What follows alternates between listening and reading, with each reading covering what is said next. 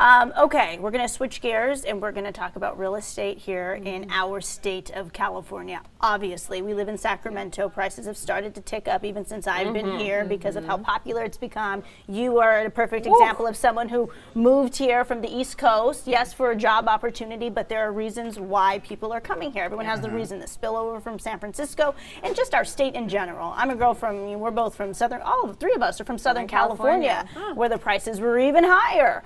And so now there's a ton of articles out right now, the one specifically by the LA Times saying that people are choosing to say goodbye to California altogether because even moving north or south, like nothing is working. And so one of the destinations is Las Vegas. And so they're talking about how people are just deciding to flee Las Vegas or California, as my family members did years and years ago before I was born. They made that choice a long time ago to move to Las Vegas, and having lived there for 4 years, I saw in 4 years how, probably from 2012, 13, 14, 15, 2012 to 2015, how many more people came there, again, for work opportunities, also because to buy a home, you could. I have a cousin who lives in a 4-3, I think it's a 4-3, 199. $199,000 in Silverado Ranch. This is right outside of Henderson. This is 7 minutes from the Strip. I mean, these opportunities, but then by the time I was ready to maybe throw down some money to purchase a home, in that same neighborhood, 400 or 500. Right. Wow. So even places like Las Vegas are starting to shift. We know Raiders are going there. We know they just got an NHL team, a hockey team. So much is happening in that town. So here's the article right here. This was done by Steve Lopez. As we know, he's a big name at the LA Times. But I just want to know where you guys stand. I mean, are you guys at a point where it's like, wow, it's pretty unaffordable to live here? Well, coming from living in Philadelphia and New York, where it is ridiculously impossible to afford a house. True. Coming here, I thought things would be better. And I moved into Midtown, and prices they're not New York prices, but my Lord, if they are not close. Yeah. And I was like, I thought the next couple of years were going to be some may be saving able to- years so I could buy a house. It didn't really work out that way. Yeah. But I read an interesting article in the New York Times saying how San Francisco specifically is dealing with, and we all know this, they have limited resources in terms of land, and people are leaving San Francisco, just like they're leaving California as a whole, and going to places like Houston, where urban sprawl isn't an issue. They can spread out as much as they want because they're surrounded by plenty of farmland, so they're creating suburbs and exurbs. But in San Francisco, they're challenged with the need to either grow up or kick people out. Exactly. And then what do you do then? Do you get rid of these single family homes and create higher rise buildings? I don't know. How does that speak to what you need for urban development and planning, and what does that mean? And here's the thing. People in the Bay Area, they have money and influence, and they don't want those high rises. They go to all the city council meetings and they talk about traffic and this, that, and the other thing, and safety, and they usually win.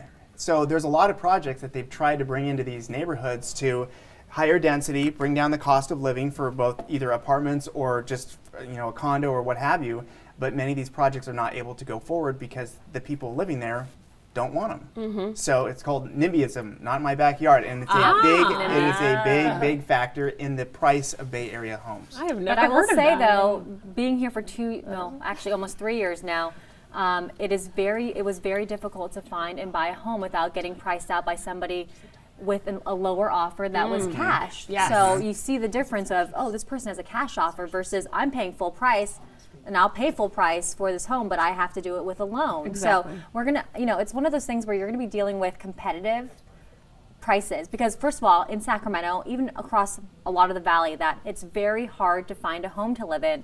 And even in my neighborhood right now, it looks like there's a house that goes on the market within a week. It's already pending, and it's that insane. See, that doesn't create the sort of competition that you need in the marketplace, because it's a seller's world out there. You can charge whatever you want because people need to find a house in that neighborhood or in that section of town. And it's sort of like imagine like a big bowl of pudding, right? And Okay. you go like this and you smash it and it goes everywhere. Californians are moving everywhere. Yeah. And they're moving into these lower cost areas that are beautiful to live in. And they can pay whatever they want. So the wrath of the Bay Area transplant or Southern California or San Diego all over the country is heard loud and clear. And I know this because I've lived a bunch of different places across the United States. Right. And they're like, and I show up with a California plate and they're like, oh, here we go again. And Oh my. it's because certain communities are priced a certain way because that's what the jobs there pay. So you can only afford what you can afford. But when someone is coming in with money that they earn from somewhere else, they go on a shopping spree in places like Boise, places in Montana, places in Utah, in New Mexico, Arizona, Vegas. Right. They pay whatever they want Right. because for them it's not that bad, but for the people living there, as you were starting at one spot and then all of a sudden you got priced out, right?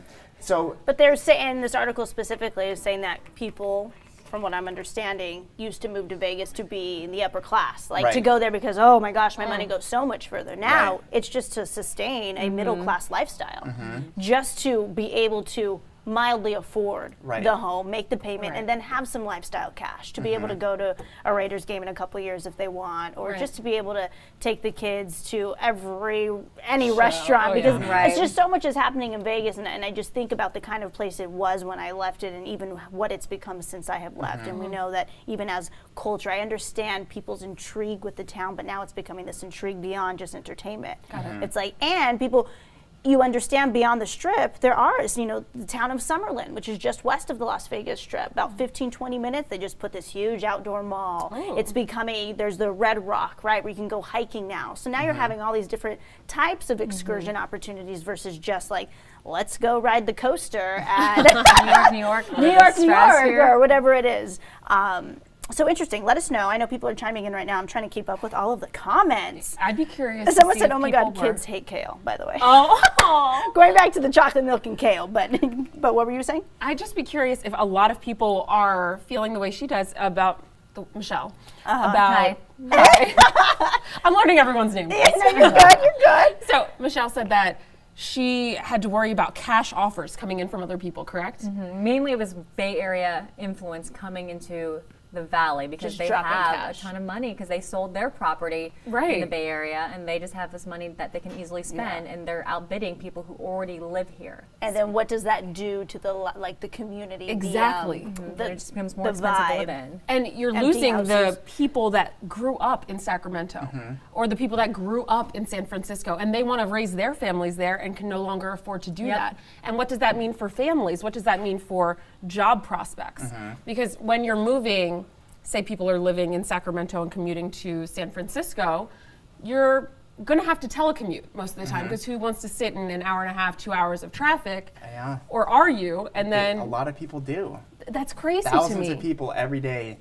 And there's people that live in Modesto that commute to the Bay Area. Okay, I did it for a year and it was horrible. Precisely. Okay, so I don't recommend it, but I applaud anyone who does it. It takes a lot of energy and effort to do that drive 3 hours all day. Yeah. It's interesting how I think housing in the future is going to change drastically, especially in California. People don't want these high rises and condos, but there's going to be more and more of that. That's really the only Kinda way to why. do it. Your single family home on a quarter acre, there just isn't that much land. You just can't do that forever because of commuting, and it's just not affordable. A lot of Right. people can't afford it. Yeah. Eloy, I know you're chiming in saying you're hearing a lot of us talk and not enough of you viewers. Ah. So Eloy, I know you're very loyal, but let us know what you think. I'm not seeing you comment at all about housing, or else I would have certainly chimed in with that. But I'll go ahead and talk about this one because it just came in. Aviatrix Flynn High Brown, I think it's sad. Taxpayers' money are going towards jails and prisons instead of jobs and schools. People don't make enough for houses nowadays, and the prices are out of this world. Harper Miller, it's impossible to own a home at these prices, especially single family. Elle Lloyd did comment. She does say, I'm born and raised here, 54 years. Thanks. I'm probably not going to go anywhere. Okay. But did you buy your house and are you cashed out? Do you not have any more payments? Because then Maybe. you're not as impacted by this situation. But how about your family members? Are they able to come back and raise their families? I'd Yeah. be curious to know. Right. Yeah, families are all over the country these days. I mean, because the younger generation, you have to go where the jobs are, and it may Right. not be in your hometown. Odds are it isn't. Lisa Wilson Clark, not that the minimum wage went up, us that have salary jobs, wages didn't go up that much. All right, Christian Cavallo, thank you for commenting. So we see all of your comments here. Thank you. I know a lot of you are still wanting to talk about the Chocolate milk, the debate. chocolate milk today. So we'll continue that conversation in the comment section. Thank you, all of you, for tuning in with us here on Extra Shot. We do appreciate you. There was 4 of us here on the panel today. So thank you, everyone, for the conversation. And we'll keep it rocking and rolling at 9 o'clock on your TV screen, which is in 15 minutes. So watch then, and then we're back at 11, and then tomorrow 5 to 7 for Morning Blend on TV. All right, everyone, and don't forget to stream us. We're talking about cord cutters all week, but just like you're streaming us on Facebook, ABC10 TV on Facebook, don't forget to stream us abc10.com as well, and the app. Coldest night of the year is tonight. Tomorrow it'll be freezing with frost and maybe worse, so heads up. And we're gonna maybe Michelle's try going to talk freeze about it in something. 15 minutes. I'm very on TV. excited about I'm gonna wear my socks tonight. It's freezing. Thanks, guys. Have a good day.